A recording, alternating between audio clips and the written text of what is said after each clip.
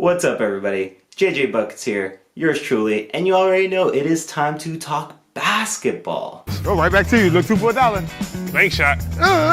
Bucket. Swish.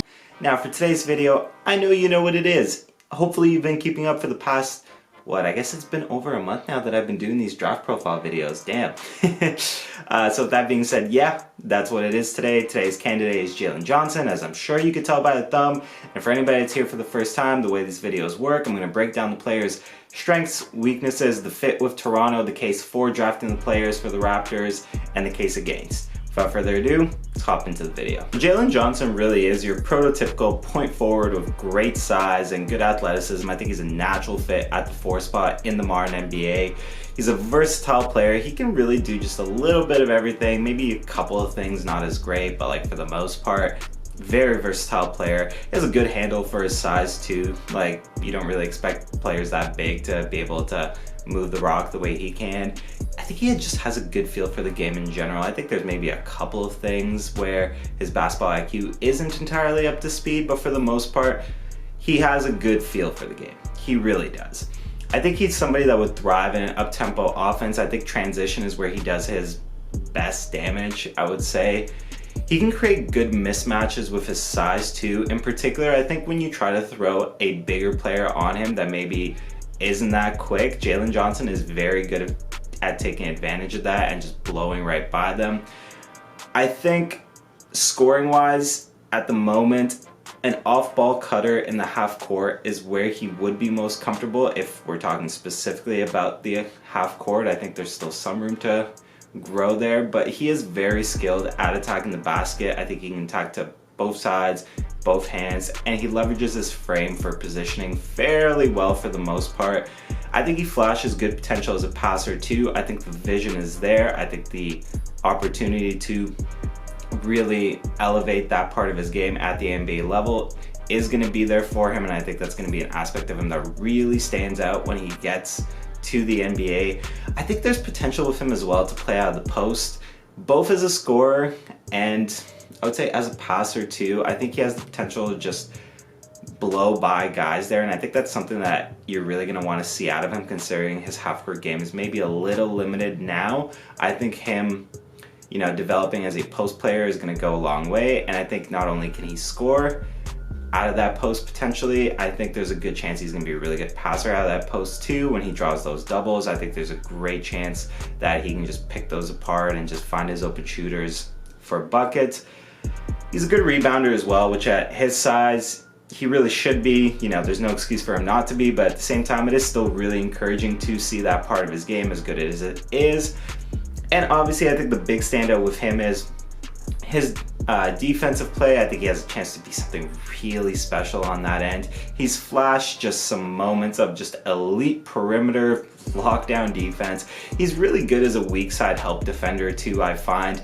And he can match up with guys down low. He can jump passing lanes, block shots well. For the most part, bringing it back to an earlier point, versatility, it's really the name of his game, and I think he's quite good at everything on the defensive end, and that good can become great, if he really wants it to be. So Jalen Johnson shot 44% from three-point land at Duke. He is not as good of a shooter as that number indicates. In particular, first of all, low volume. Second of all, defenses were more than happy to give him that shot, because if it's shooting a three-pointer versus giving him the driving lane, you're absolutely going to let him shoot that three. I don't think he's that great of a shooter. I don't even really think he's a good shooter. I think he's going to need a lot of work in that department, with all due respect. His mechanics are just inconsistent, and frankly, he even shows some hesitation taking those shots when he's outside the paint. I wouldn't call him a lost cause. I think he's flashed enough ability in the mid-range to make me think he can at least develop into an average shooter if he wants to. But it is going to take work.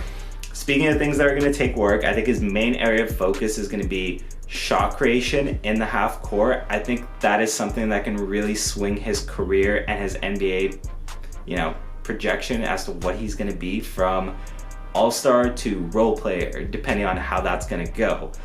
I think his turnovers are going to need to be cleaned up as well. He actually had more turnovers than he did assists while he was at Duke, and a lot of them are honestly just really undisciplined, lazy passes. He's really just, frankly, going to need a coach to come up to him and just knock some sense into him and be like, no, you can't do that. You can't throw that pass. That is a bad pass, a lazy pass. We don't want to see it. Speaking of things that you don't want to see, foul trouble is kind of a thing with him. I just think, similarly to the turnovers, some of them are just really avoidable and really just ill-disciplined plays that he's going to need to clean up as well. Otherwise, that number could rise a lot when he gets to the NBA. And while I have highlighted his defense as a strength, I think in particular as the second man in the pick and roll, he struggles as a defender in that regard. I think he gets caught in quote-unquote no man's land a lot, where he's not really in a position to guard the ball handler off the pick or the roll man, and he just leaves himself in a position where he gives up an easy bucket. I think that part is going to need cleaning up, but I think that's a nitpicky thing. Speaking of nitpicky things, obviously with Jalen Johnson, a lot of people talk about the fact that he left Duke early, and while I have defended that at every turn and I have no problem with that, I do question at least why he wouldn't have just gone to the G League and played there if school wasn't his thing. Regarding his fit with the Raptors, he's obviously a combo forward that's more of a natural forward in the NBA than anything. He brings potential versatility, passing, playmaking, rebounding on the glass, just size and good defense and defensive versatility specifically, with a high ceiling for improvement. The potential starting lineups with this guy is you could realistically run him at the 4 and keep Siakam at the 5 with obviously Fred, Trent Jr., and OG in the lineup beside them. Or you could go big. It's kind of similar to Kuminga where, say, OG goes to the 2, obviously Fred's your 1, Jalen Johnson goes to your 3, Pascal's at your 4, although frankly those guys are pretty much interchangeable in that regard. And then you have either Kem Birch or a center that you got from free agency / trade in at the 5. But more so, while we're doing comparisons to Jonathan Kuminga, more so than him, I would actually suggest that Jalen Johnson is probably brought off the bench to start his career. I think bringing him along slow and taking your time developing him is going to be the right approach with Jalen Johnson. And obviously the Raptors like to take their time with rookies, and I think in this regard here, that is the perfect approach for potentially getting the most out of Jalen Johnson, with the Raptors and getting the best possible career arc that you're going to get out of him. So what's the case for drafting Jalen Johnson? I think his upside is probably a lot closer to the top 5 players in this draft than it is to the rest of the lottery, which I think is really encouraging and something to be excited about, obviously, if you're a team that's going to take him. I think it's very easy to see him and think of Ben Simmons, obviously, as the natural comparison here. Although he's obviously more willing to shoot, despite the fact that obviously I said he's a little hesitant with that shot. But let's be real, compared to Ben Simmons, everybody's more willing to shoot. Love Ben Simmons, but I mean, come on. I think if the coaches really take the time to look and develop him into at least an average shooter and somebody that can create a shot in the half court, I think you get a chance with Jalen Johnson to see what Ben Simmons could have been in the NBA with a jumper, which is a good thing. Ben Simmons with a jumper would be an animal and be a top 10 player in the NBA. Can't change my mind. So there's a lot of reason to potentially like that for Jalen Johnson. His playmaking abilities should open up a lot for the players around him. I think guys like Fred, Gary Trent Jr., OG could see a lot of really easy looks while Jalen Johnson isn't his full stride as a passer in the NBA. I think his defensive capabilities put beside, Fred VanVleet, OG, Pascal Siakam, also just really gives the Raptors a chance to have an elite unit consistently for the foreseeable future. The case against drafting Jalen Johnson, I'm going to bring it back to something I very briefly said when discussing his weaknesses. The make or break aspects of Jalen Johnson's game and Jalen Johnson's developing, i.e. his shooting, his shot creation, his discipline, that could really define who he is as a pro player at the NBA level. I think it's very easy to see Jalen Johnson developing into an all-star, but at the same time, it's also very easy to see Jalen Johnson bottoming out as a solid rotational wing piece. That's the thing. I think he has a safe floor in the NBA where I think he, worst case scenario, he's gonna be a good role player in the NBA regardless.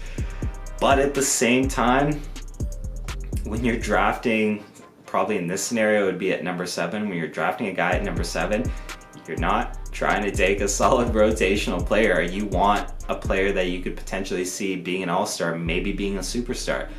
Jalen Johnson has that potential, but the aspects of his game that are going to need to be brought up to speed for him to capitalize on that potential are really sizable red flags, I would say, in terms of just, yeah, yikes. If that doesn't work out, you missed. I feel like Jalen Johnson is probably the most divisive player in this year's draft, so I'm super excited to see the comment section for this one. Drop them below and let me know what side of the fence you're on with this guy. Other than that, you know the usual drill, folks. Like the video, it does not take a lot of time and it helps the video really reach a larger audience, which is super appreciated by yours truly.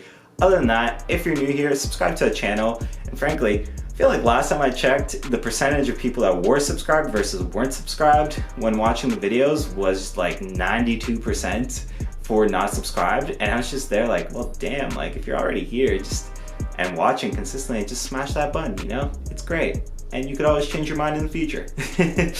Other than that, that's gonna do it for me today. I'm out of here.